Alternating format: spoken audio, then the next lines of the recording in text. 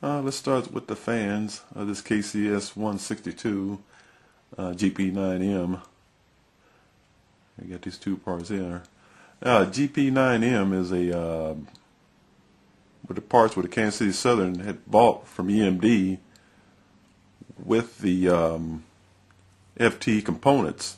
They took the parts from the FT, like the trucks came from the FT, and use other parts from the locomotives to make a GP9M. That's what the M supposed to stand for. We'll get back to the fans. It's 4 36-inch fans.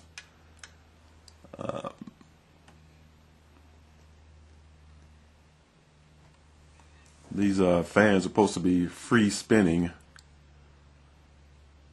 These are housings for the blades. When you cut these blades off, you got to make sure you don't cut off the blades of the fans. That's the lower housing, the upper housing here. These blades will break off pretty easy when you make sure you sand them down each end because of the sprues, if you want a free spin.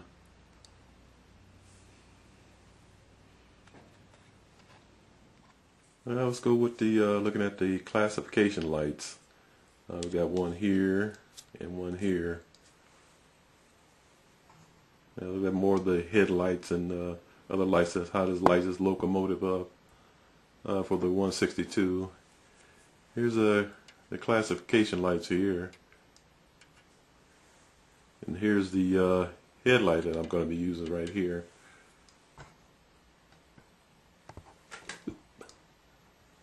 Here's the headlight.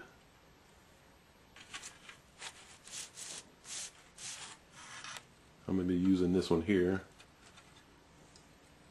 Here's the two lights that you can use for Mars lights or gyro lights. These two here with a lot of the railroads that were, I didn't know that a lot of them were delivered with these lights.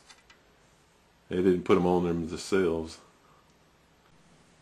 Now on these classification headlights, I'm not using the pieces that comes with it because I'm going to be using MV lenses. Now you actually be able to light this up with the light inside for these classification headlights.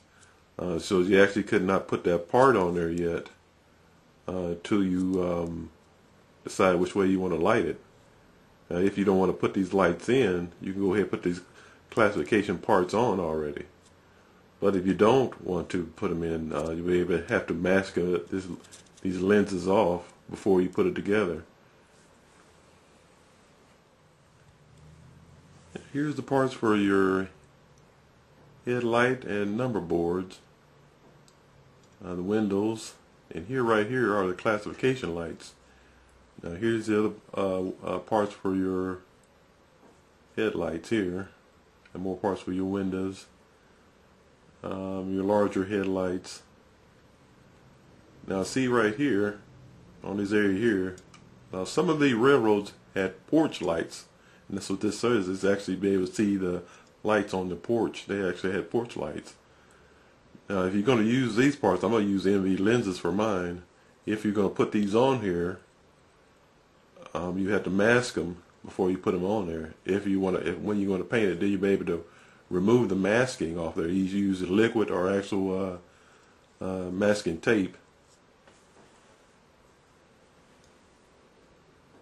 Okay, this is what we can use for masking: liquid paper and plastic polish. Now you had to test both of these to see if they work. Now you use them on the sprues, especially the liquid paper for masking. You put it on there, see if it comes right off. A lot of times the different companies will work different ways. This is bare metal foil. This is the company this comes from. This plastic polish, but you had to test them first. Make sure you mix this up and make sure the plastic polish is actually on there on your little lenses and things. That if you're going to put them on, if you're going to use this as on this locomotive, the way this is built, you had to put some of these parts in. You had to put the clear parts in before you put the other parts on. It's like on these classification headlights. Test them out before you before you paint them. See how they work. See if this will come off or not on the model or the plastic that you're working with. different plastics that act different from different companies. Okay, we're back to the Kansas City Southern 164. I can see where I filled in the fuel filler. I'm going to go over there and start working on this side here to replace it. This side is probably pretty easy because the other side I had to watch out for the these openings here for the railings, handrails. I can put this one in pretty easy. The other side, handrails goes right up against the fuel gauge goes right up against the handrails. I'll show you some more different tools and everything to use to make this fuel filler. This is a leather tool. It's a hole punch for leather. You see the different sizes. You use on this spinning, you spin this wheel here and get different size holes. To cut in plastic, I won't use nothing this thick here. This is what I'm going to use to make my fuel filler to replace the one on the 164, the KCS 164. So Canvas 1 showed his, but this is a different time. This is the type that spins. You use different holes that you can cut with.